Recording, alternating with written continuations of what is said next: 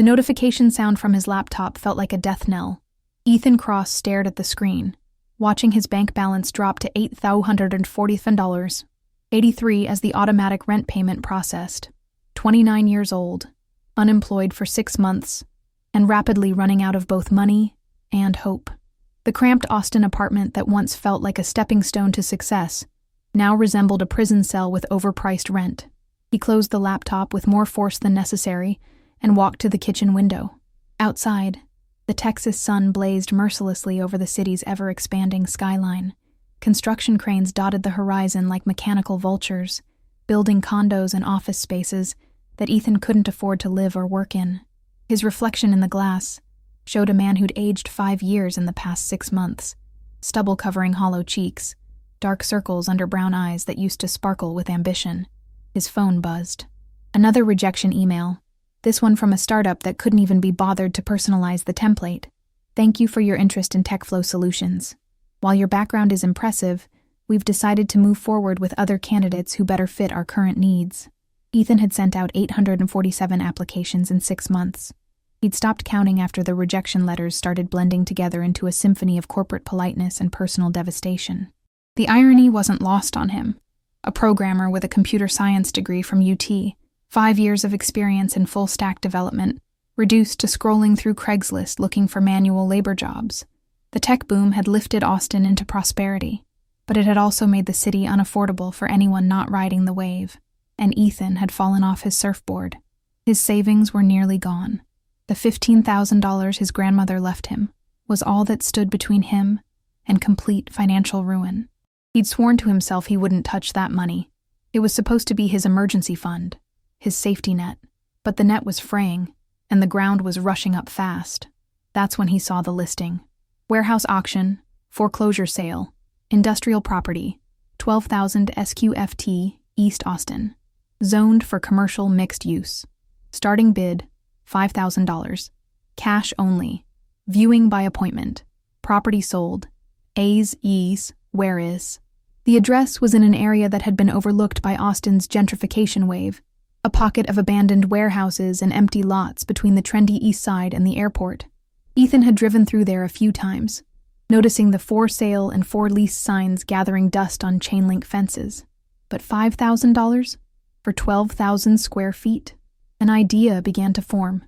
Dangerous, desperate, but potentially brilliant. A co-working space. With remote work becoming the norm, Austin was full of freelancers, programmers, and digital nomads who needed affordable workspace. The traditional office model was dying. Flexible, community-driven spaces were the future. He could renovate the warehouse gradually, start with basic desks and Wi-Fi, build it up over time. It was either genius or financial suicide. In his current position, they felt like the same thing. 3 days later, Ethan met the real estate agent at the warehouse. Margaret Sinclair was a woman in her 60s, with silver hair pulled into a severe bun and eyes that had seen enough property deals to spot a desperate buyer from a mile away. "Mr. Cross," she said, extending a manicured hand. "Thank you for your interest. I have to warn you, this property has been vacant for 8 years. The previous owner, Alexander Kane, passed away in 2015, and the estate has been tied up in legal proceedings until now." The warehouse stood before them like a monument to urban decay. The red brick facade was stained with years of weather and neglect.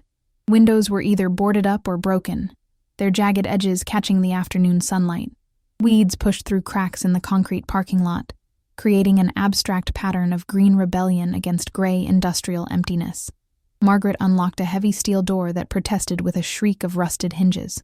The interior was a cavern of shadows and dust motes dancing in shafts of light that penetrated the gloom through broken skylights. The smell hit him immediately, a mixture of motor oil, metal, and something else, something organic that spoke of time and abandonment. "As you can see, it needs extensive work," Margaret said, her heels clicking on the concrete floor. "Electrical, plumbing, HVAC, everything needs to be brought up to code. The city estimates renovation costs at $200,000 minimum." Ethan walked deeper into the space, his footsteps echoing in the vastness. The warehouse was even larger than he'd imagined, a cathedral of industrial architecture with steel support beams reaching toward a ceiling lost in shadows. Despite the decay, He could see the bones of something magnificent. The space had character, history, potential. What did Mr. Kane use it for? He asked. Import, export business, according to the records. Automotive parts, I believe. He was quite successful until he became reclusive in his later years. Margaret's voice carried a note of dismissal, as if reclusiveness was a character flaw, rather than a choice. They walked the perimeter, Margaret pointing out problems while Ethan mentally catalogued possibilities. The loading dock could become a cafe area. The mezzanine level could house private offices. The main floor could accommodate dozens of workstations, while maintaining the open, collaborative feel that made co-working spaces successful. The auction is tomorrow at 10 a.m., Margaret said as they prepared to leave. City Hall, room 204. Bring certified funds if you're serious about bidding. I'm serious, Ethan said, though he wasn't entirely sure that was true. That evening, he sat in his apartment with his laptop, researching everything he could find about the property and its previous owner. Alexander Kane had been a ghost on the internet. No social media presence, no business website, just a few scattered references in old Austin Business Journal articles about import licenses and trade regulations. What he did find was intriguing. Kane had purchased the warehouse in 1987 for $85,000, a significant sum at the time. He'd operated his business quietly for nearly 3 decades, keeping a low profile in a city that celebrated its entrepreneurs and tech innovators. No employees listed on any documents, no business partners, no corporate filings beyond the bare minimum required by law. A one-man operation that had somehow sustained itself for 30 years. Ethan closed the laptop and stared out his window at the Austin skyline. Tomorrow, he would either take the biggest gamble of his life or lose his nerve and watch someone else seize the opportunity. The smart money said to walk away, find a regular job, rebuild slowly and safely. But smart money hadn't gotten him anywhere lately. Room 204 of Austin City Hall smelled like industrial carpet and broken dreams. Ethan arrived 15 minutes early, clutching a certified check for $10,000, more than half his remaining money, but enough to cover his bid plus the required deposit. The room was smaller than he'd expected, with fluorescent lights that cast everything in a sickly yellow pallor. Metal folding chairs faced a podium where a tired-looking city official shuffled through paperwork. Maybe a dozen people were scattered around the room, each maintaining the careful distance of competitors sizing each other up. Margaret Sinclair sat in the front row, her silver hair gleaming under the harsh lights. She nodded to Ethan when he entered but offered no encouragement. Business was business. At exactly 10 a.m., the auctioneer, a thin man with the rapid-fire delivery of someone who'd done this 1,000 times, called the room to order. Ladies and gentlemen, welcome to today's municipal property auction. We have 17 properties on the docket, beginning with lot number 847 Riverside Industrial Boulevard. The property consists of approximately 12,000 square feet of warehouse space on 1.2 acres, zoned commercial to mixed use. Starting bid is $5,000. Do I hear $5,000? Ethan's hand went up before he could think about it. $5,000 from bidder number 23. Do I hear 6? A man in a rumpled suit near the back raised his hand. $6,000. The next few minutes passed in a blur of raised hands and incrementally increasing numbers. Ethan found himself in a bidding war with 3 other parties: the rumpled suit, an elderly woman with a designer handbag, and a younger guy in work clothes who looked like a contractor. $7,500, Ethan called out, his heart hammering against his ribs. $7,800, said the woman with the handbag. The contractor shook his head and settled back in his chair, down to 3. $8,000, Ethan countered. The rumpled suit studied his notepad, shook his head, and was out. Just him and the woman now. She looked like money, the kind of Austin transplant who bought properties like others bought shoes, adding them to a portfolio managed by people she'd never meet. $8,500, she said without hesitation. Ethan felt sweat beading on his forehead. He was already at the edge of his financial cliff, and she was bidding like it was monopoly money. $8,800, he said, his voice steadier than he felt. The woman glanced at him for the first time, sizing him up with cold calculation. She saw what he was. Young, desperate, probably betting everything on this one roll of the dice. Her smile was predatory. $9,000, she said. The number hit Ethan like a physical blow. He had exactly $8,147.83 left after the $10,000 certified check. Even if he won, he'd need money for permits, basic renovations, utilities deposits. $9,000 would leave him with less than nothing, but $8,800 had been his limit, and she'd crossed it without blinking. The auctioneer was looking at him expectantly. "Do I hear $9,200 from bidder 23? The room was silent except for the hum of fluorescent lights and the distant sound of Austin traffic. Ethan could feel everyone watching him, waiting for his next move. Margaret Sinclair had turned in her seat, her expression professionally neutral but her eyes curious. This was it. The moment where he either committed to changing his life or admitted defeat. $9,000 is the current bid, the auctioneer continued. Going once, Ethan closed his eyes and saw his grandmother's face. Margaret Cross, who'd worked double shifts at the hospital to put herself through nursing school, who'd raised 3 kids alone after her husband died in Vietnam, who'd saved every penny so her grandson could have opportunities she'd never had. "Sometimes, honey," she'd told him once, "you have to risk everything you have to get everything you want." Going twice? He opened his eyes and looked directly at the woman with the designer handbag. $9,100, he said. She smiled and shook her head. Smart money knew when to fold. $9,100 going once, going twice. Sold to bidder number 23. The gavel came down with a sound like thunder. 2 weeks later, Ethan stood in his warehouse with the keys in his hand and $147.83 in his bank account. The paperwork had been a nightmare of inspections, insurance requirements, and permit applications, but it was his. 12,000 square feet of possibility and terror. The first order of business was electricity. The power had been shut off for 8 years, and he needed light to properly assess what he'd gotten himself into. The electrical panel was in a side room that had apparently served as Kane's office. There was an old metal desk, a filing cabinet, and a wall-mounted phone that probably predated cell towers. The electrician, a weathered man named Carlos, who'd agreed to work for partial payment up front and the rest when Ethan's business got running, flipped the main breaker. Light flooded the warehouse, revealing details that had been hidden in shadow during his initial viewing. The space was cleaner than he'd expected. Someone had maintained it even after Kane's death, though minimally. The concrete floor was stained but solid. The steel framework was sound. It would work. But it was while Carlos was installing temporary lighting in the back section of the warehouse that they found the anomaly. "Hey, boss," Carlos called out. "You got something weird back here." Ethan walked over to where Carlos was standing near the far wall. What he'd assumed was a load-bearing wall had a section that looked different. Newer paint, slightly misaligned bricks, a subtle difference in the mortar. "This wall's been modified," Carlos said, running his hands along the bricks. "See how the mortar's a different color here? And listen." He knocked on the wall with his knuckles. Instead of the solid thunk of brick and mortar, they heard a hollow echo. "There's something behind this wall," Ethan said. Carlos nodded. "Want me to take a look?" It took Carlos and his sledgehammer about 20 minutes to create a hole large enough to crawl through. The smell that emerged was different from the rest of the warehouse.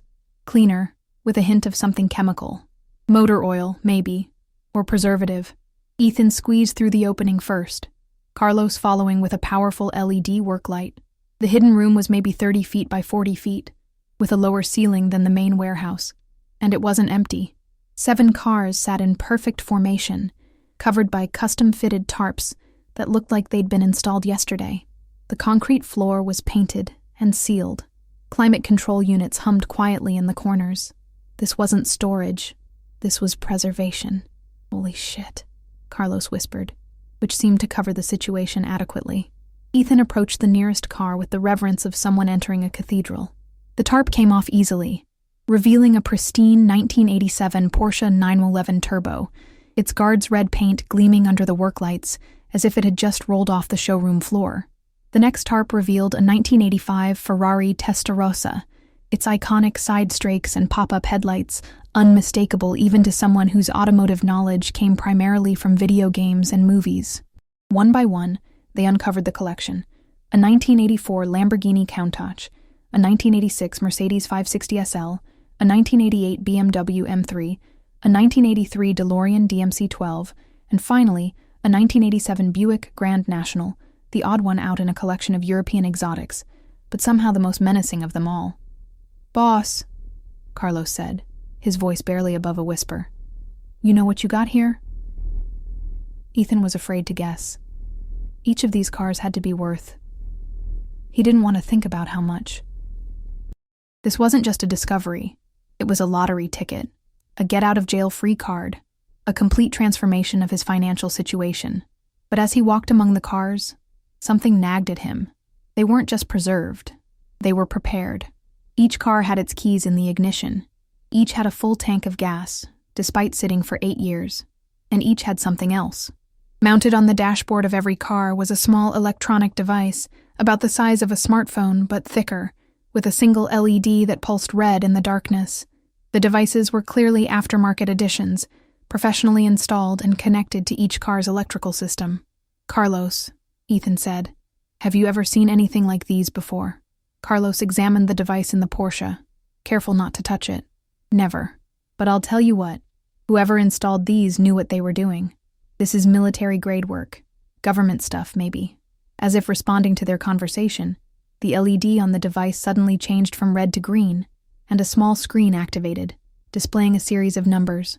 GPS, 30.2672 degree N, 97. 7431W code. Blackbird status. Active. The other car's devices were coming online too, each displaying different coordinates and codenames: Falcon, Eagle, Hawk, Raven, Condor, and Phoenix. Ethan stared at the glowing screens, his mind racing. Alexander Kane hadn't been just an import-export businessman. These weren't just collector cars. And those electronic devices. His phone buzzed with a text from an unknown number. "Congratulations on your purchase, Mr. Cross. We need to talk. Tonight. Midnight. The parking lot of Cosmic Coffee, East 6th Street. Come alone, and bring the Porsche keys. Your life depends on it." The phone slipped from Ethan's suddenly numb fingers, clattering on the concrete floor. In the silence that followed, 7 cars hummed with hidden technology, their electronic guardians pulsing like heartbeats in the darkness. Outside, Austin continued its daily rhythm, unaware that the city's newest property owner had just stumbled into a secret that had been waiting 8 years to surface. The last secret was about to reveal itself. At 11:47 p.m., Ethan sat in the Porsche 911 Turbo in the parking lot of Cosmic Coffee, East 6th Street. The car purred like a mechanical predator, its engine somehow knowing it was meant to be driven, not displayed. The dashboard device glowed softly green, occasionally flashing numbers that meant nothing to him, but felt important enough to kill for. The coffee shop was closed, its neon sign dark except for a single letter C that flickered intermittently, casting brief shadows across the empty lot. East 6th Street was Austin's grittier cousin to the famous 6th Street Entertainment District. Fewer tourists, more locals, and the kind of places that stayed open late for people who had nowhere else to go. Ethan's hands gripped the steering wheel, slick with sweat, despite the October chill. He'd spent the last 3 hours researching everything he could find about Alexander Kane, turning up nothing but business licenses and property records. The man had been a ghost, leaving behind only breadcrumbs and 7 cars that hummed with secrets. A black sedan pulled into the lot at exactly midnight. Government plates, tinted windows, and the kind of aggressive anonymity that screamed federal agency. It parked directly across from the Porsche, and for a long moment, nothing happened. Then the driver's door opened. The man who emerged looked like Central Casting's idea of a spook, mid-50s, gray hair cut military short, a charcoal suit that probably cost more than Ethan's monthly rent, and eyes that missed nothing. He walked with the measured confidence of someone accustomed to having conversations that could change the course of nations. He approached the Porsche and tapped on the passenger window. Ethan unlocked the door, his heart hammering against his ribs. The man slid into the passenger seat with practiced efficiency, bringing with him the smell of expensive cologne and something else. Ozone, like the air after lightning strikes. "Mr. Cross," the man said, his voice carrying the weight of authority and barely contained urgency. "My name is Director James Morrison, Central Intelligence Agency. We need to discuss your recent acquisition." "CIA?" Ethan's voice cracked slightly. "I just bought a warehouse. You didn't know you'd purchased the most sensitive safe house in agency history," Morrison interrupted.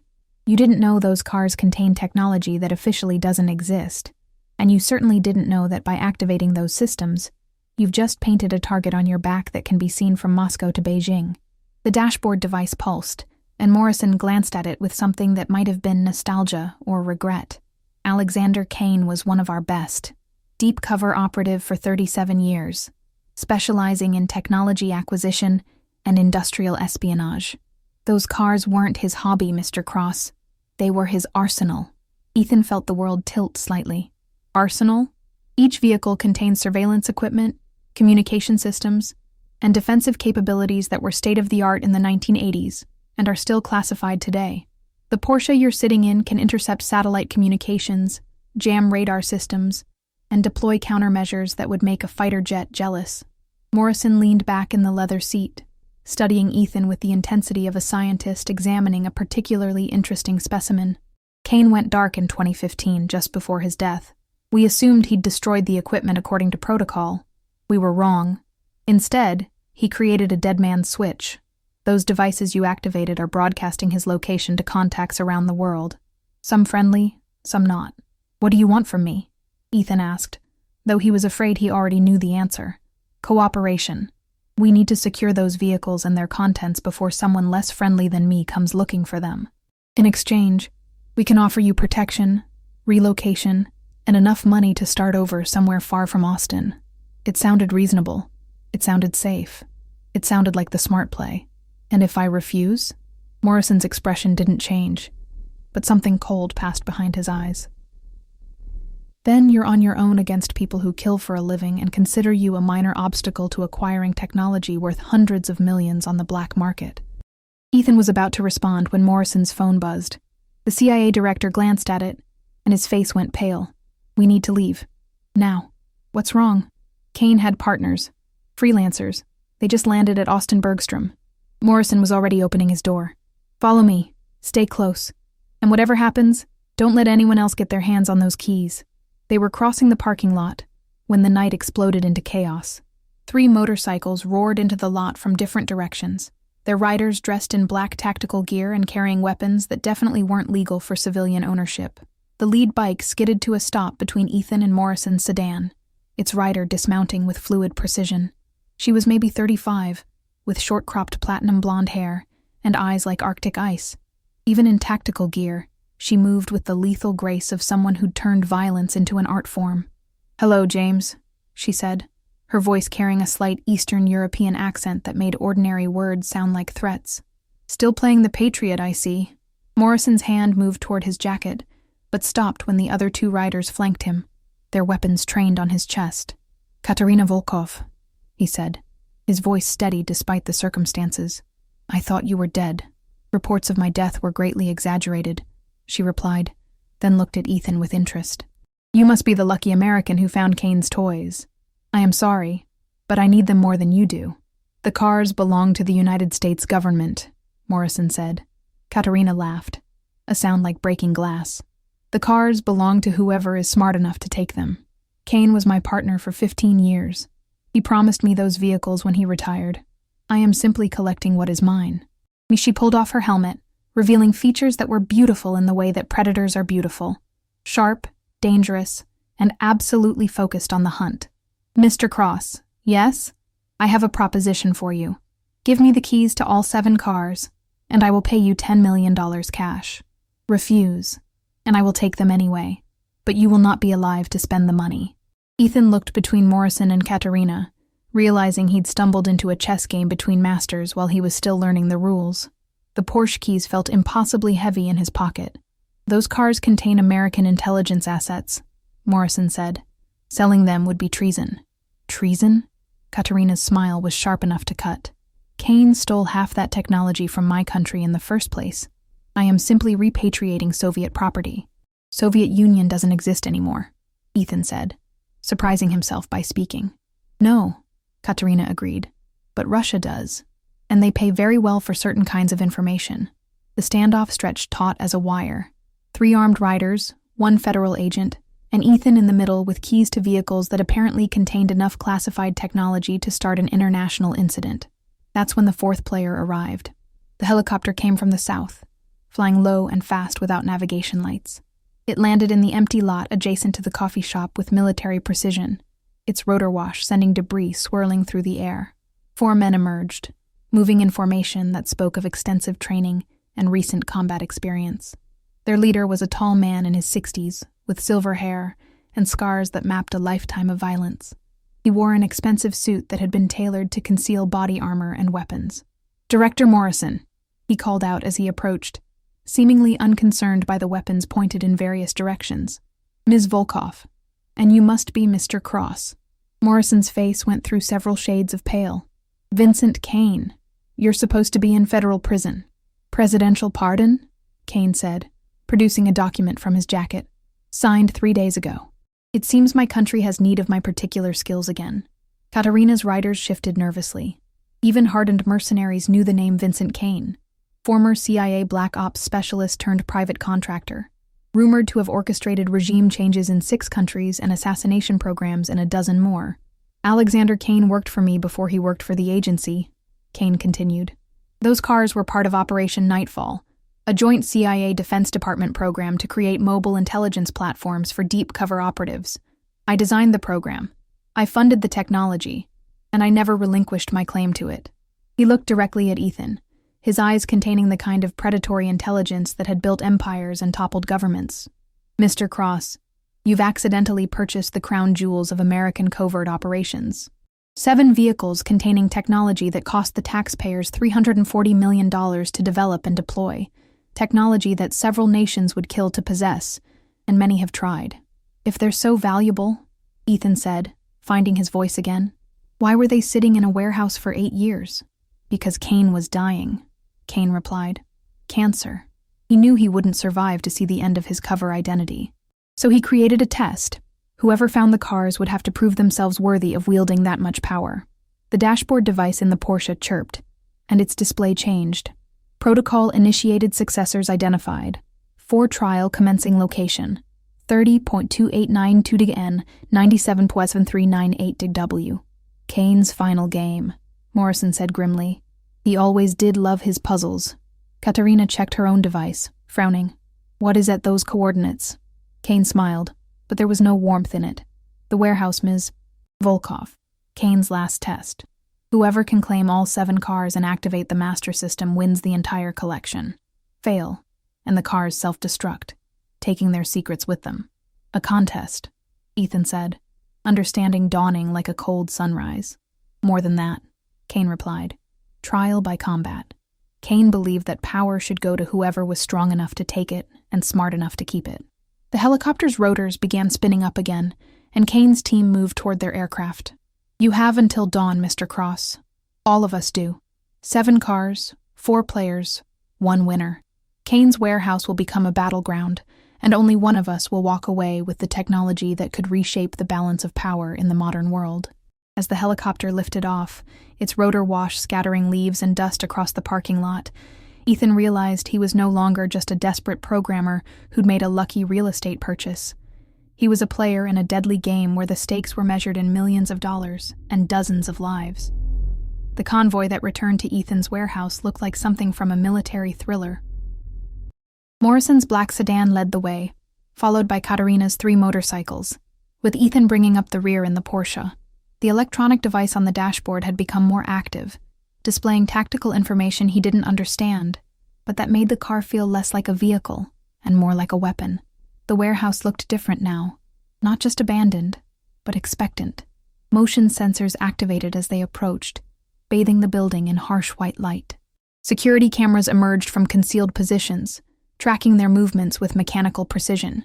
"Kane's final protocols," Morrison said into his radio. "The warehouse is fully automated now. Defensive systems, offensive capabilities, and enough surveillance equipment to monitor a small city." They parked in formation, engines idling, waiting to see who would make the first move. That's when the building spoke. "Good evening." Alexander Kane's voice emerged from speakers hidden throughout the exterior. Despite being 8 years dead, he sounded amused. "If you're hearing this message, it means you've all arrived for the final examination." A large screen descended from the warehouse's facade, displaying Kane's face, recorded sometime before his death, but with eyes that seemed to look directly at each of them. "Vincent, James, Katerina, my old friends and worthy adversaries, and Mr. Cross, the wild card who I hope will prove more interesting than expected. You each want the cars and their contents, but only one of you understands what you're truly competing for. The screen switched to a schematic showing the 7 vehicles in their hidden garage, but now additional details were visible. Each car was connected to a central system, forming a network of intelligence gathering and analysis capabilities that spanned decades of covert operations. These vehicles don't just contain technology, Kane continued. They contain information. Every mission I ran, every secret I discovered, every conspiracy I unraveled or created, it's all here, stored in quantum-encrypted drives that would take a supercomputer 10 years to crack. Ethan felt his mouth go dry. He wasn't just holding keys to cars. He was holding keys to the shadow history of American intelligence operations. The rules are simple. Kane's recorded voice continued. Enter the warehouse. Navigate the obstacles I've prepared. Reach the central control system. Activate it with your personal authentication. Biometric scan, voice print, and a code word that only you know. The system will evaluate your worthiness based on criteria I've programmed. The screen displayed a countdown timer. 6:47, 23, and descending. You have until sunrise. Winner takes all. Losers. Kane's smile was sharp enough to cut. Well, let's just say the warehouse has excellent security systems, and I've always believed in permanent solutions to temporary problems. The transmission ended, leaving 4 players staring at a building that had just transformed from abandoned warehouse into the most dangerous puzzle box in America. Morrison checked his weapon and looked at his team in the sedan. Katarina revved her motorcycle, her riders flanking her like mechanical cavalry. In the distance, Kane's helicopter circled, waiting for his signal to land and deploy his team, and Ethan sat in a $200,000 Porsche, holding keys to 6 other cars, and wondering how a failed job search had led him to this moment, about to enter a building designed by a dead CIA operative to test who among them deserved to control decades of American secrets. The warehouse doors began to open with a mechanical groan that sounded like the gates of hell welcoming new residents. The warehouse interior had transformed. What had been an empty shell 12 hours ago was now a maze of laser grids, pressure plates, and mechanical obstacles that rose from the floor with hydraulic precision. Emergency lighting cast everything in hellish red, and the air hummed with the energy of active electronics. Ethan stood at the threshold, the Porsche's keys feeling like molten metal in his palm. Behind him, Morrison deployed his tactical team with military efficiency. To his left, Katarina's riders checked their weapons and equipment with the casual competence of professionals. Above, Kane's helicopter had landed, disgorging 4 men who moved like shadows with guns. Remember, Morrison's voice crackled through the comm system Kane had somehow activated in all their vehicles. This isn't just about winning. Those quantum drives contain operational intelligence that could compromise every American asset from here to Moscow. They cannot fall into foreign hands. Katarina's laugh echoed through the warehouse. Spoken like a true patriot, James.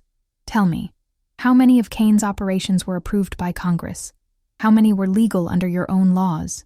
Ladies and gentlemen, Kane's voice joined the conversation, smooth as aged whiskey and twice as dangerous. Let's not pretend any of us are here for noble reasons. We're thieves, all of us, competing for the greatest prize in the intelligence world. The first obstacle was a corridor lined with motion sensors and what looked like automated gun turrets.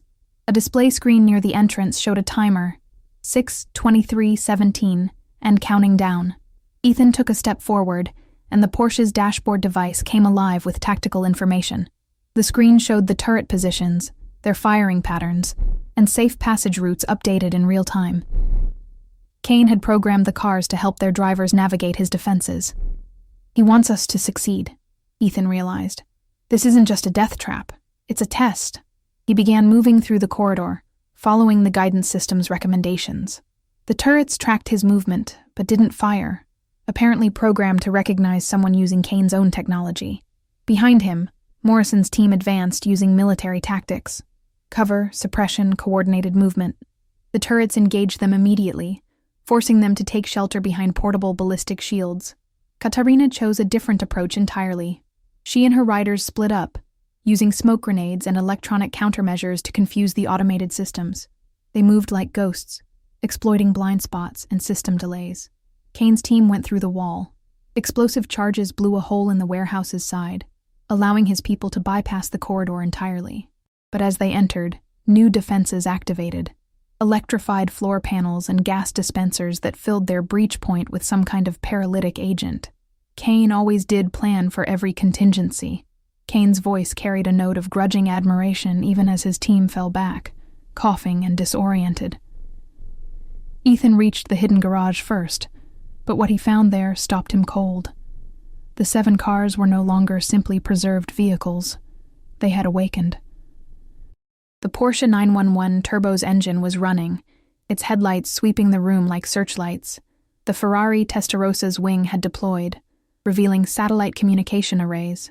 The Lamborghini Countach's body panels had shifted, exposing sensor suites and defensive systems that belonged on a military drone, not a supercar. Each vehicle had transformed from automotive art into something that looked like it had rolled out of a Pentagon black project. The dashboard devices weren't just GPS units. They were quantum computers, each one capable of processing intelligence data at speeds that wouldn't be commercially available for another decade. Impressive, isn't it? Kane's voice spoke from speakers built into each car. Project Nightfall wasn't just about mobile surveillance. It was about creating the perfect deep-cover vehicles, cars that could pass for civilian transportation while carrying enough intelligence-gathering capability to support an entire operation. The DeLorean's gull-wing doors opened, revealing an interior that had been completely rebuilt with technology that looked alien. Screens showed satellite feeds from around the world, financial markets, communication intercepts, and data streams that represented the nervous system of global intelligence operations. Each car specializes in different aspects of intelligence work, Kane continued. The Porsche handles tactical operations and real-time analysis. The Ferrari manages communication networks and data transmission. The Lamborghini focuses on surveillance and reconnaissance. The Mercedes handles financial intelligence and money laundering detection.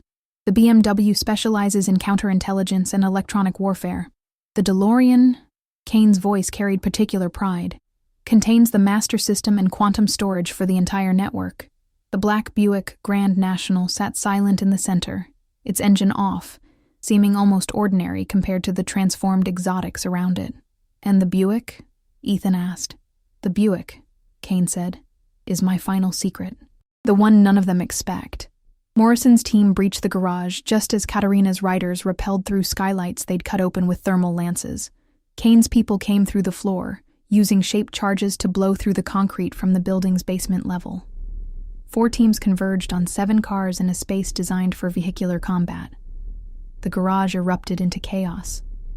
The transformed vehicles didn't just sit passively. They defended themselves. The Porsche's rear-mounted countermeasures dispensed smoke and electromagnetic pulse charges. The Ferrari's communication arrays jammed weapon systems and tactical radios. The Lamborghini's surveillance sensors provided real-time tactical information to all the cars, creating a networked defense system. Morrison's team found their military-grade equipment failing as the BMW's electronic warfare suite attacked their systems. Katarina's riders discovered their motorcycles' engines dying as the Mercedes financial intelligence systems somehow accessed and froze their offshore accounts, cutting off their operational funding in real time. Kane's people, the most experienced and best equipped, made it furthest before the DeLorean's master system activated a defense that turned their own weapons against them, hacking their smart scopes and tactical displays to provide false targeting information. "You're all missing the point," Kane's voice boomed through the garage as the battle raged. "This isn't about taking the cars. It's about proving you understand what they really are." Ethan, caught in the middle of the firefight, suddenly realized what Kane meant. He ran to the Buick Grand National, the one car that hadn't transformed, hadn't revealed hidden capabilities, hadn't joined the defensive network. He slid into the driver's seat, and the car spoke to him in Kane's voice, but quieter, more personal. "Hello, Mr. Cross. You figured it out faster than I expected." "The Buick isn't part of the intelligence network," Ethan said. "It's something else." "Very good. The Buick Grand National is my confession. Every illegal operation, every constitutional violation, every innocent person harmed in the name of national security. It's all here. 37 years of evidence that could bring down 3 presidential administrations and half the intelligence community." Ethan felt the weight of that revelation settle on his shoulders like a lead blanket. Why? Because someone needs to know the truth. Someone outside the system. Someone who wasn't part of the machine that created these secrets. The other cars contain operational intelligence. Valuable, but ultimately just tools. The Buick contains justice. Around them, the battle was winding down. Morrison's team had been forced to retreat. Katarina's riders were unconscious from the DeLorean's gas dispersal system. Kane's people had fallen back to regroup, their equipment compromised beyond repair. The choice is yours, Mr. Cross. Take the operational intelligence and become part of the shadow world that created it. Or take the confession and become the man who finally shines light into the darkness.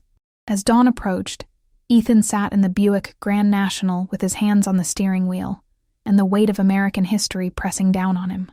Through the windshield, he could see the other 6 cars powered down, their defensive systems dormant, now that the immediate threat had passed. Morrison approached the car, his tactical gear torn and his face grim. "Mr. Cross, we need to talk." Ethan rolled down the window. "I'm listening."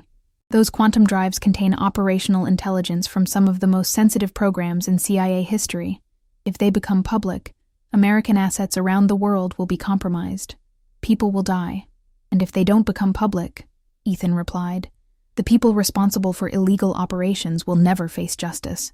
Katarina appeared at the passenger window, having recovered from whatever the DeLorean had used to incapacitate her team. "You could sell the information to the highest bidder, retire to any country you choose with enough money to last 10 lifetimes, and watch the world burn while dictators and terrorists get their hands on American state secrets," Ethan said. Kane's voice came from behind him. The man had somehow entered the garage without triggering any alarms. "Or you could join us, Mr. Cross. Use the intelligence to level the playing field. No more government monopolies on information. No more secrets that protect the guilty while sacrificing the innocent." Ethan looked at each of them in turn. The federal agent who'd sworn to protect American interests, the foreign mercenary who'd sell those interests to the highest bidder, and the private contractor who'd overthrow governments for the right price. "Kane was right," he said finally. "This isn't about the cars. It's about understanding what power really means." He started the Buick's engine, and the dashboard display activated, showing terabytes of classified information scrolling past. Operation names, date ranges, casualty reports, budget allocations for programs that officially didn't exist. The Porsche, Ferrari, Lamborghini, Mercedes, BMW, and DeLorean contain the tools of espionage, Ethan said. But the Buick contains something more important: accountability. The display changed, showing coordinates for news organizations, investigative journalists, and government oversight committees around the world. Kane's final gift wasn't the cars, Ethan realized. It was the choice. Morrison drew his weapon. "I can't let you drive out of here with that information, Mr. Cross." Katarina's hand moved to her sidearm. "Neither can I." Kane stepped forward, his own gun appearing with practiced ease. "Nor I." 3 weapons pointed at Ethan, 3 different visions of what should happen to Alexander Kane's final secret. And in that moment, the warehouse's master system activated one final protocol. "Gentlemen, lady," Kane's voice filled the garage one last time. "You've all failed the test." The garage doors began to open, but not to the parking lot where they'd entered. Instead, they revealed a tunnel that stretched into the Austin underground, lit by LED strips that disappeared into darkness. Mr. Cross has passed. He understands that real power isn't about controlling information. It's about knowing when to let it go. The tunnel leads to a safe house 50 miles from here. The Buick has enough fuel to reach international waters via the Gulf Coast. What happens next is entirely up to him. The other 6 cars' engines started simultaneously, their defensive systems reactivating.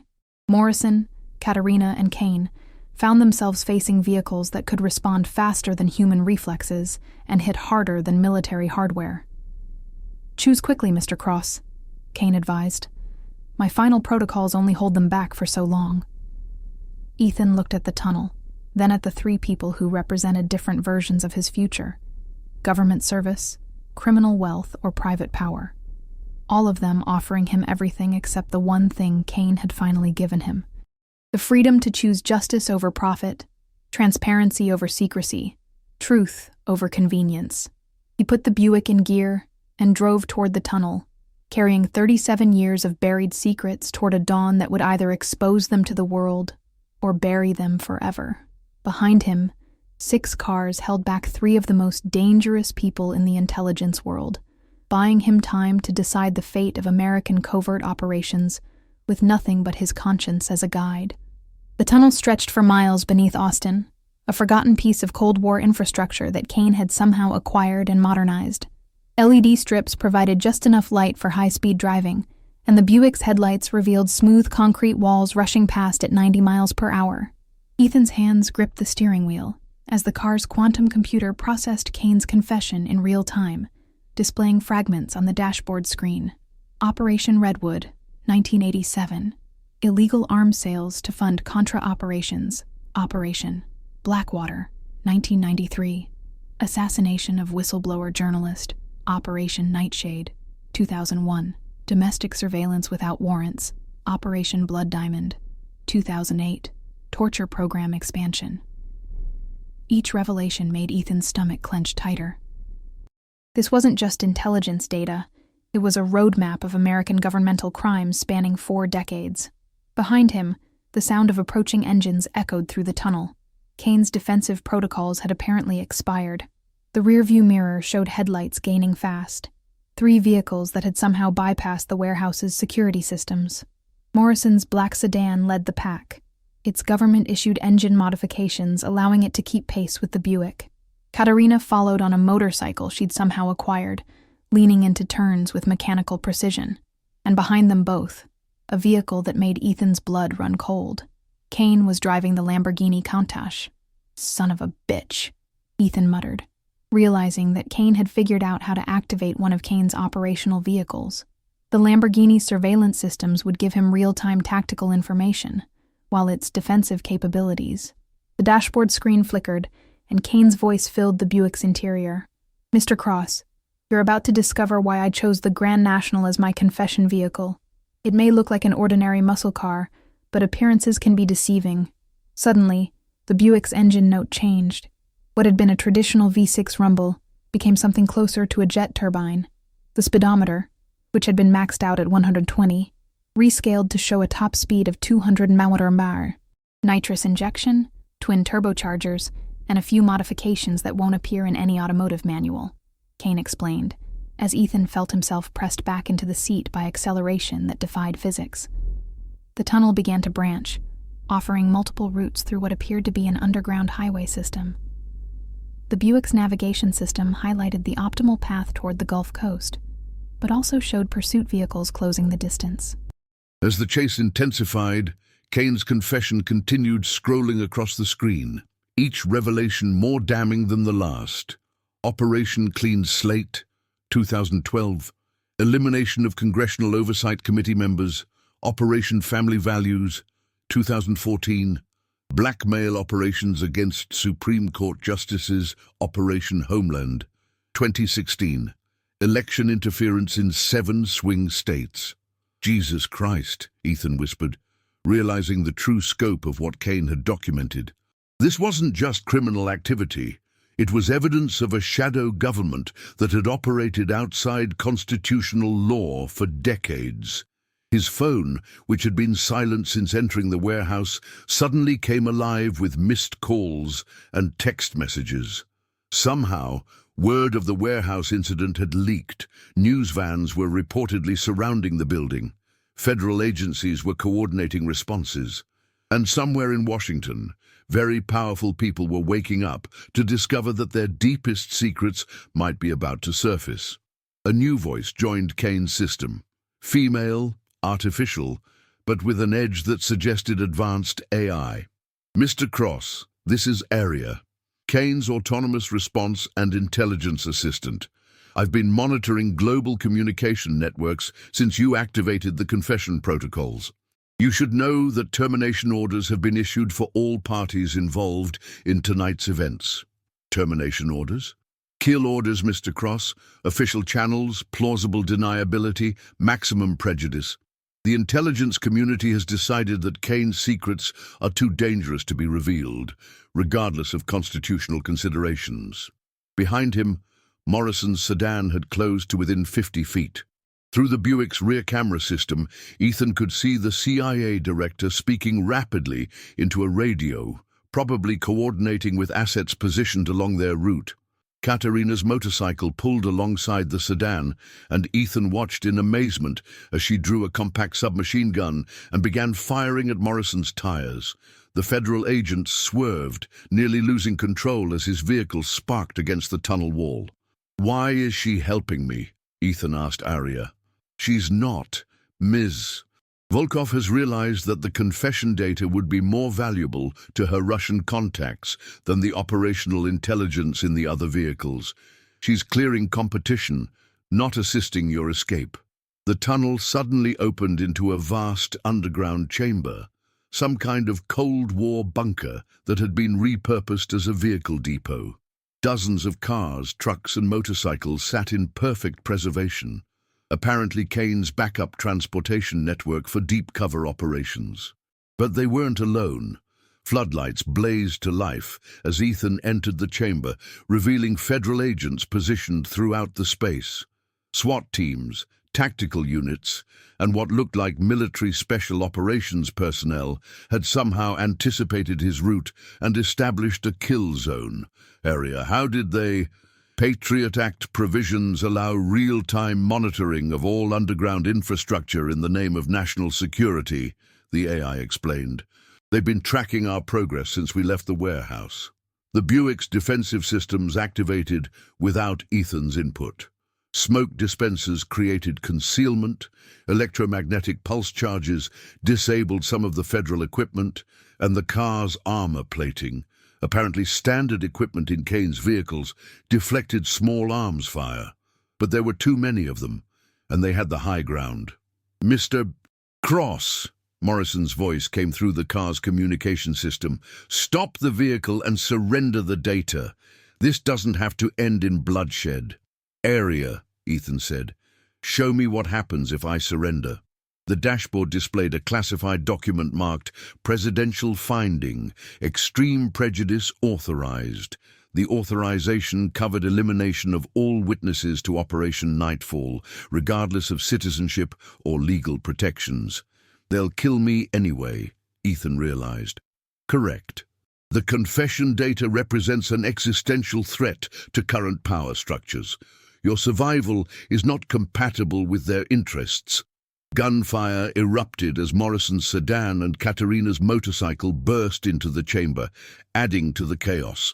Federal agents found themselves caught between their intended target and two additional hostile forces, neither of which they'd expected.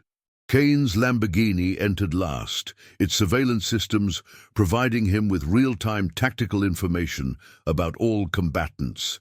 Instead of joining the fight, he parked at the chamber's exit and activated the vehicle's defensive systems, effectively blocking everyone's escape route. "Ladies and gentlemen," Kane's voice echoed through the chamber's public address system, "I propose a temporary ceasefire. We have more pressing concerns than settling our differences through violence." The shooting stopped, though weapons remained trained in multiple directions. "The federal government has decided to eliminate all of us to protect Kane's secrets. Our survival now depends on cooperation, not competition." Morrison's voice crackled through the comm system. "Vincent, you're making this harder than it needs to be. James, you've been outmaneuvered by politicians who value secrecy over the Constitution. Wake up."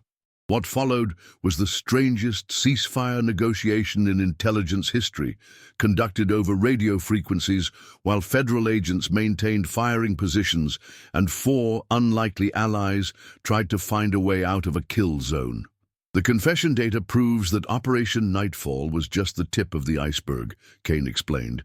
Kane documented decades of illegal activities that reach the highest levels of government. If we release it, we expose systemic corruption. If we don't, we become its next victims. Arya provided real-time updates on federal response. Additional tactical units are en route. Estimated arrival, 12 minutes. Total personnel, 200 operators with authorization to use lethal force. Katerina's voice joined the conversation. My contacts in Moscow would pay handsomely for this information, but they also have no interest in seeing me dead. Perhaps cooperation serves everyone's interests." Morrison was quiet for a long moment before responding. "What are you proposing?" "Mutual assured distribution," Ethan said, surprising himself by taking charge. "We each get copies of the confession data. If any of us is eliminated, the others release everything. The only way we all survive is if we all survive." "Mexican standoff," Morrison said grimly. "Smart standoff," Kane corrected. "The intelligence community can't kill all of us without risking exposure. They'll have to negotiate." Arya processed the proposal. "Game theory analysis confirms this approach has the highest probability of success. Shall I prepare data distribution protocols?" "Do it," Ethan said. But as Arya began copying Kane's confession to secure servers around the world, alarms began sounding throughout the chamber. Emergency lighting switched to red, and blast doors started lowering at all exits. "What's happening?" Katerina demanded. Morrison's voice was grim. "They've decided that containing the threat is worth sacrificing their own people. They're sealing the chamber." "Sealing it how?" Ethan asked, though he was afraid he already knew the answer. Arya's response confirmed his worst fears. "Thermal charges are activating along the chamber walls. This facility has self-destruct capability. Estimated time to detonation, 8 minutes. 4 of the most dangerous people in the intelligence world were about to be vaporized, along with evidence that could topple governments. And their only chance of escape lay in trusting each other completely." "Arya," Ethan said, "is there another way out?" "Analyzing, yes.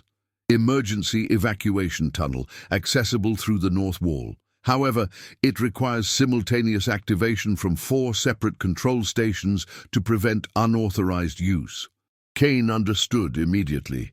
Kane's final security measure. He designed this chamber so that no single person could escape with his secrets. "The control stations are positioned at cardinal points around the chamber," Arya continued. "Each requires biometric authentication from one of the 4 people Kane anticipated would eventually find his confession." Morrison checked his tactical display. "We've got 6 minutes before detonation and federal reinforcements arriving simultaneously. Even if we open the escape route, we'll be running straight into their backup teams." "Not necessarily," Katerina said. "I've been monitoring their communications. The backup teams are positioned to intercept us if we escape through the main tunnels. They don't know about Kane's emergency route." "Because it doesn't officially exist," Kane added. "Black budget construction, off the books. Even the people trying to kill us don't know about it." Ethan looked around the chamber, counting muzzle flashes from federal positions. "What about them?" "They're following orders," Morrison said quietly. "They don't know about the self-destruct. Their commanders consider them acceptable losses." The moral weight of that statement hung in the air like smoke. Federal agents who'd sworn to protect America were about to die to protect the secrets of people who'd betrayed everything they stood for. "We can't save them all," Kane said pragmatically, "but we can save some. Arya, can you access the facility's announcement system?" "Affirmative." "Do it." Kane's voice boomed through the chamber. "Federal personnel, this is Vincent Kane. Your command structure has activated self-destruct protocols. You have 5 minutes to evacuate through the main entrance before thermal charges detonate. This is not a drill." Confusion spread through the federal positions as agents processed the warning. Some began falling back immediately, while others held their positions, unsure whether to trust the announcement. "North Wall now," Morrison commanded, apparently having made his choice about which oath mattered more, the one to his agency or the one to his country. The 4 control stations were positioned exactly as Arya had described, compass points around the chamber, each protected by its own defensive system. Reaching them required crossing open ground under fire from federal agents, who either hadn't believed Kane's warning or had orders to maintain position regardless. Ethan sprinted toward the North Station, the Buick's defensive systems providing covering smoke. The station was protected by a biometric scanner that required his palm print, apparently programmed with data Kane had somehow acquired about the warehouse's eventual purchaser. Morrison reached the East Station as federal agents concentrated fire on his position. His CIA credentials overrode the scanner's security, but a bullet caught him in the shoulder as the system activated. Katarina's route to the South Station took her through the heaviest concentration of federal positions. She moved like liquid shadow, using every piece of cover while laying down suppressive fire with weapons that definitely weren't civilian legal. Kane had the farthest to travel. The West Station was positioned behind federal lines, but the Lamborghini's surveillance systems gave him real-time tactical information, and he moved with the precision of someone who'd infiltrated hostile territory in a dozen different countries. "Stations activated," Aria announced. "Emergency tunnel opening in 30 seconds. Warning, thermal charges will detonate in 3 minutes." The chamber shook as the first federal agents reached the main exit, their retreat creating enough confusion for the remaining personnel to begin following. But some units were holding position, apparently operating under orders that superseded self-preservation. A section of the north wall slid away, revealing a tunnel lit by emergency lighting. Unlike the main tunnel system, this one sloped upward, heading toward the surface rather than deeper underground. "Move!" Morrison shouted, blood streaming from his wounded shoulder. They ran toward the escape tunnel as the chamber erupted into final chaos.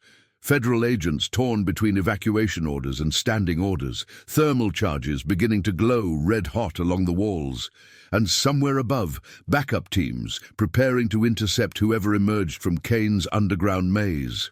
As they reached the tunnel entrance, Ethan turned back for one final look at the chamber. A few federal agents were still trying to reach the main exit, their equipment slowing their retreat. "Aria," he said, "can you delay the detonation by 30 seconds? Not recommended. Thermal signature indicates charges are already at critical temperature." "Do it anyway." "Ethan," Morrison called from the tunnel, "we need to go." "In 30 seconds. Those 30 seconds felt like 30 years as Ethan watched the last federal agents reach safety. Then he sprinted into Kane's escape tunnel as the chamber behind him erupted into white-hot fury, vaporizing evidence and infrastructure that had taken decades to build. But Kane's confession was already propagating across secure servers worldwide, beyond the reach of thermal charges or government censorship. The last secret was no longer secret. The escape tunnel ended at a concealed exit in Bastrop State Park, 30 miles southeast of Austin. As the four emerged into the pre-dawn darkness, they found themselves surrounded by towering pine trees and the sounds of a Texas wilderness awakening to another day. But they weren't alone. Helicopter searchlights swept the forest canopy, and the distant sound of vehicles suggested that federal forces had anticipated this exit point as well. Kane's emergency route might have been secret, but the government had apparently decided to cover every possible escape vector. "Aria," Ethan whispered into the Buick's communication system, "status report." The AI's voice came through their earpieces. "Confession data has successfully propagated to 47 secure servers across 23 countries. Automated distribution protocols will activate in 72 hours unless manually overridden by all 4 primary stakeholders." "What's automated distribution?" Morrison asked, pressing a field dressing against his wounded shoulder. "Publication to major news organizations, government oversight committees, and public information platforms worldwide," Aria explained. Kane designed a dead man's switch that would ensure his confession became public if anything happened to whoever discovered it. Katarina checked her weapons with professional efficiency. "So we have 3 days to decide whether to let the world burn or find another solution." "The world's already burning," Kane said grimly. "Kane's confession just shows us who lit the match." A new sound cut through the forest, the distinctive whine of drones. military-grade surveillance units, probably armed with both reconnaissance equipment and lethal payloads. "They're not taking chances," Morrison observed. "Predator drones, Apache helicopters, and probably ground teams with instructions to eliminate all witnesses." Ethan felt the weight of Kane's confession like a physical presence in his chest. 47 servers, 23 countries, evidence that could topple governments and destroy lives, the power to expose corruption or to plunge the world into chaos. "There has to be another way," he said. That's when Kane's final message activated. Kane's voice emerged from speakers hidden throughout the forest. Apparently, his preparation for this moment had been even more extensive than anyone had imagined. "If you're hearing this message, it means you've reached the final stage of my test. You've survived the warehouse, the underground pursuit, and the government's attempts to silence you. Now comes the real choice." Holographic projectors concealed in the trees, activated to display Kane's image among them. Not a recording this time, but a full AI reconstruction that could respond to their questions and actions. "Mr. Cross, Director Morrison, Ms. Volkov, Mr. Kane, you each represent different aspects of the intelligence world I spent my life serving and ultimately betraying. You're here because you're the 4 people most capable of deciding what should happen to my confession." The holographic Kane looked directly at Ethan. "You wanted justice, but justice without wisdom is merely revenge. The evidence I've gathered could destroy the careers and lives of thousands of people, many of whom were simply following orders in a system they didn't fully understand." He turned to Morrison. "You've served your country faithfully, but your country has been corrupted by the very secrets you've sworn to protect. The question is whether exposing that corruption is worth the chaos that will follow." To Katerina, "You've sold your services to the highest bidder, but you've also seen how power corrupts regardless of nationality. My confession contains evidence of Russian operations as well. Your former employers are no cleaner than mine." Finally, to Kane, "You've operated outside the law, in service of what you believed was the greater good. But what happens when the greater good conflicts with constitutional democracy?" The drones circled closer, their cameras undoubtedly recording every word. But Kane's hologram continued, apparently unconcerned by the audience.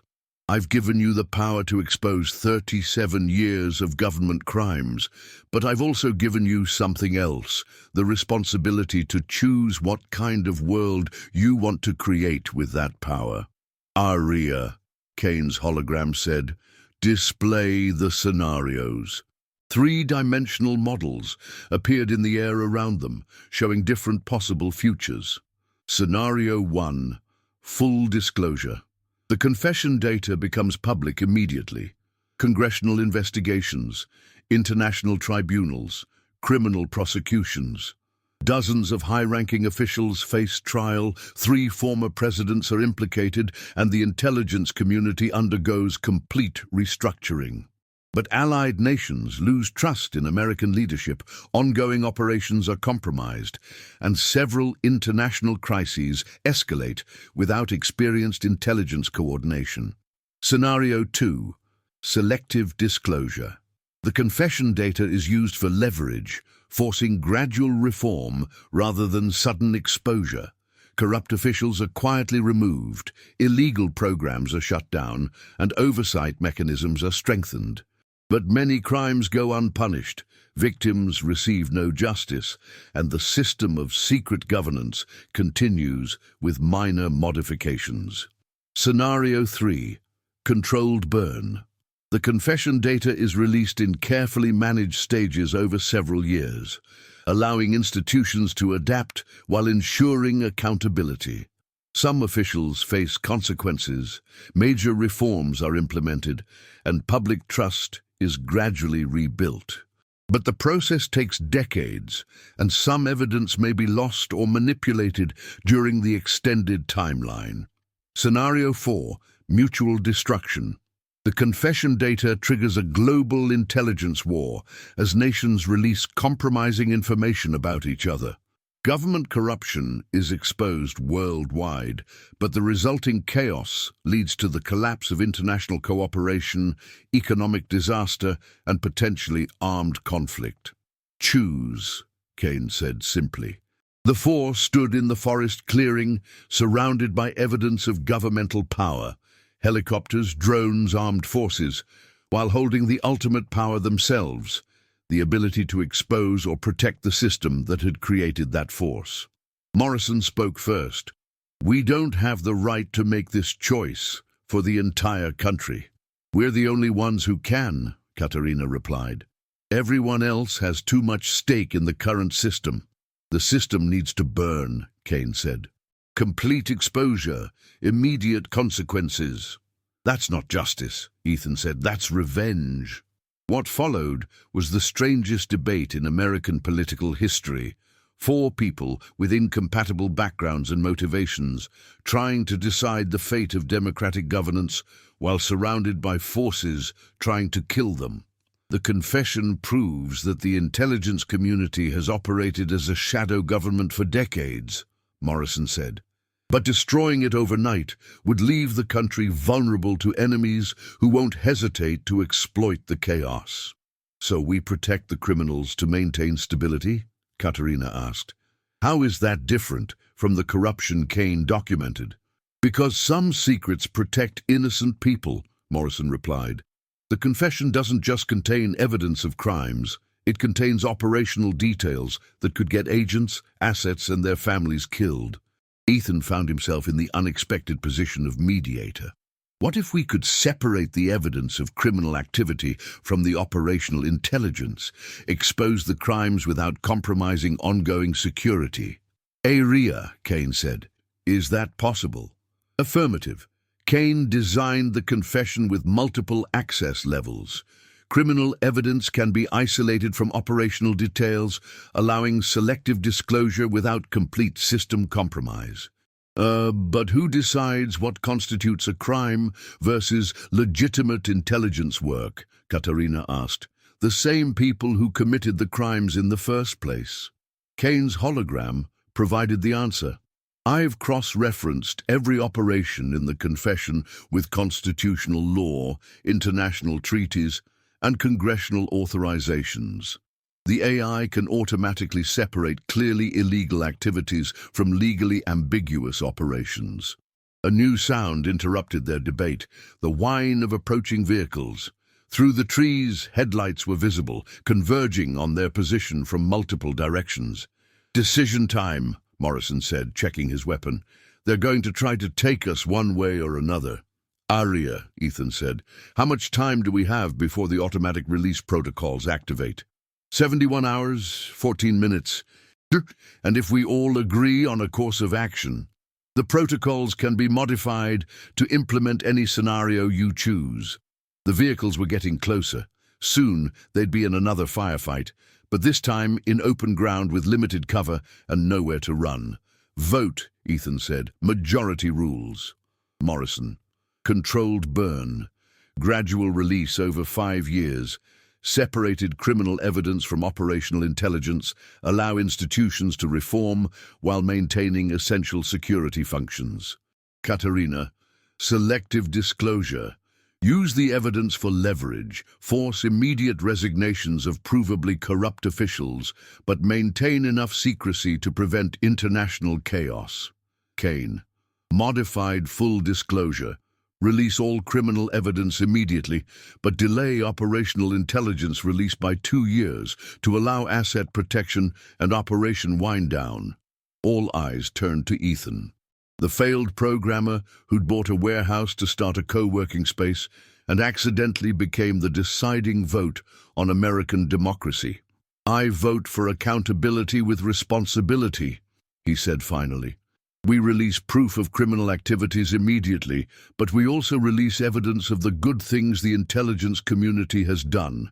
Show the whole truth, the crimes and the heroism, the corruption and the sacrifice. Let people make informed decisions about what kind of intelligence apparatus they want." "That's not one of the scenarios," Morrison pointed out. "Then we make a new one," Ethan replied. "Aria." Can you create a comprehensive disclosure package that includes both criminal evidence and operational successes, clearly labeled and categorized, with personal identities protected where possible? Affirmative. Estimated compilation time, 6 hours. Kane's hologram smiled, the first genuine expression of pleasure they'd seen from him. Mr. Cross has passed the final test. He understands that the choice isn't between secrecy and transparency, but between responsible disclosure and irresponsible exposure. The vehicles burst into the clearing, but instead of federal agents, they disgorged reporters, camera crews, and what appeared to be congressional representatives. "What the hell?" Morrison muttered. Aria provided the explanation. Kane's protocols included automatic notification of media and oversight officials if government forces attempted to eliminate the confession's discoverers. Your current situation is being broadcast live to 12 news networks. What followed was the most surreal press conference in American history, conducted in a forest clearing while military helicopters circled overhead, and 4 unlikely allies explained how they'd discovered evidence of decades of government crimes. The questions came fast and overlapping. "Mr. Cross, how do you respond to claims that you're committing treason?" "Director Morrison, are you confirming that the CIA has operated outside legal authority?" "Ms. Volkov, what is a Russian national's interest in American intelligence activities?" "Mr. Kane, are you claiming that 3 presidents authorized illegal operations?" Ethan found himself speaking for the group. "We're not claiming anything. We're presenting evidence and asking the appropriate authorities, Congress, the courts, the American people, to decide what should be done with it." But even as he spoke, his phone was buzzing with notifications. Aria's preliminary disclosure package was already propagating across the internet, carefully structured to provide context rather than just raw accusations. The material included evidence of clearly illegal operations, with criminal statutes violated, documentation of legally authorized operations that achieved important national security objectives, analysis of systemic failures that allowed illegal activities to continue, unchecked recommendations for reform that would maintain essential intelligence capabilities while ensuring constitutional compliance. Personal accounts from operatives who had tried to report illegal activities through proper channels. "This isn't about destroying American intelligence," Ethan continued. "It's about saving it." Kane spent 37 years documenting both the crimes and the heroism, the failures and the successes. He wanted us to learn from both. 6 months later, Ethan stood in his warehouse, now successfully converted into Austin's most unique co-working space. The hidden garage had been transformed into a secure conference center, where journalists, investigators, and reform advocates continued processing Kane's confession. The cars remained, but their military modifications had been removed and donated to the Smithsonian. They sat as beautiful reminders of a secret world that had finally been brought into the light. Morrison had resigned from the CIA, but testified before Congress about necessary reforms. He now headed a bipartisan commission tasked with restructuring American intelligence oversight. Katerina had disappeared, but not before providing evidence about Russian operations that had been referenced in Kane's confession. The reciprocal revelations had led to reforms in multiple countries' intelligence services. Kane had been arrested, tried, and convicted of several charges related to unauthorized operations. But his cooperation with investigators had resulted in a reduced sentence, and his testimony had been crucial in understanding how private contractors had operated outside government oversight. The confession's release had triggered exactly the kind of measured chaos Kane had anticipated. Some officials had resigned, others had been prosecuted, and several programs had been shut down. But the intelligence community had not collapsed. Instead, it had been forced to adapt, to operate within constitutional bounds, and to justify its activities to elected oversight. "Aria!" Ethan said, speaking to the AI system that had been gifted to his co-working space as part of Kane's final arrangements. Any regrets about how this turned out? Negative, the artificial intelligence replied. Kane's analysis predicted a 73% probability that responsible disclosure would lead to systemic improvement rather than systemic destruction. Current data suggests his calculations were accurate. Ethan looked out the window at Austin's skyline, thinking about how much had changed since that desperate morning when he'd decided to bid on an abandoned warehouse. He'd wanted to create a space where people could work together to build something better. He'd succeeded beyond his wildest dreams. The last secret had become the first truth, the beginning of a new relationship between American democracy and the intelligence apparatus that served it. Outside, the Texas sun was setting over a city that looked the same, but functioned differently. Government operated with more transparency. Intelligence work continued, but with greater accountability. And in a converted warehouse in East Austin, people were building the future with tools that included both cutting-edge technology and old-fashioned truth. Alexander Kane had died believing that secrets were power. But his final gift had proven that the greatest power comes from knowing when to let secrets go.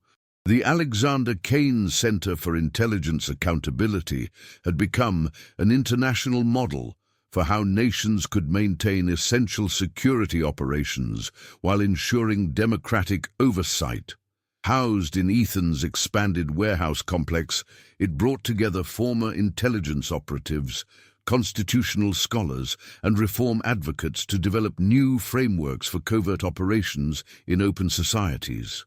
Ethan stood in the main conference room, addressing a gathering of intelligence officials from 12 allied nations.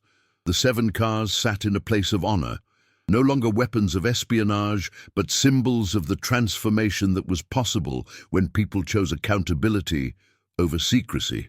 Kane left us with more than just a confession, Ethan told the assembled officials. He left us with a choice about what kind of world we wanted to live in. A world where power operates in darkness, or a world where even necessary secrets serve the light of democratic principles. The audience included representatives from agencies that had once been bitter enemies, now working together to develop standards for intelligence operations that served their nations without betraying their values. Morrison, now serving as the center's Director of Government Relations, approached the podium. The Kane Protocols have been adopted by 17 nations as guidelines for intelligence oversight. They represent a new paradigm, security through accountability rather than security through secrecy. In the audience, a young woman raised her hand. She looked familiar, though Ethan couldn't immediately place her. "Mr. Cross," she said, "my name is Sarah Kane. Alexander Kane was my grandfather." The room fell silent. Kane had been presumed to have no living relatives. "I wanted to thank you for choosing to honor his real legacy, not the secrets he kept, but the truths he finally decided to share. He spent his final years writing letters to me, explaining why he'd documented everything, why he'd designed the warehouse test, why he believed that democracy could only survive if people were brave enough to face uncomfortable truths." She stood, holding a sealed envelope. He left one final message, to be delivered only if his confession led to systemic reform rather than systemic destruction. With trembling hands, Ethan opened the envelope and read Kane's final words aloud. "To whoever found the courage to choose justice over convenience, accountability over secrecy, and truth over power, you have proven that democracy's greatest strength is not its ability to keep secrets, but its capacity for redemption." The cars were never the real treasure. The courage to do what's right, even when it's difficult, was always the only secret worth protecting. The warehouse fell silent except for the hum of computers processing truth, the whisper of air through modern HVAC systems, and the distant sound of Austin traffic, a city, a state, a nation going about its daily business with a little more transparency than it had possessed a year before. Ethan looked around the room at former enemies now working as colleagues, at officials who had chosen reform over resistance, at young people who would inherit an intelligence community that served democracy rather than subverting it. He thought about that desperate morning when he'd bid his last $9,100 on an abandoned warehouse, hoping to find a way to rebuild his life. Instead, he'd found a way to rebuild something much more important. The last secret had become the first step toward a more perfect union, one where even the shadows served the light.